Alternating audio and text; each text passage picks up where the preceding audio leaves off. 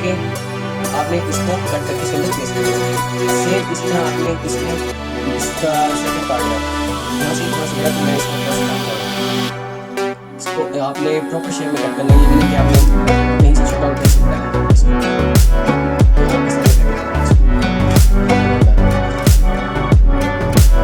आप अपने घर किसी भी तरह की डिजाइन की परफेक्ट, जरूरी नहीं है कि आपने ब्लैक और पर्पल ही सिलेक्ट करना है, आप कोई और भी ले सकते हैं। तो ये भी नहीं कि आपने जो मैंने बनाया आप वो नहीं बना सकते, वो आपकी तरफ से आप उसको किस तरह क्रिएट कर सकते हैं।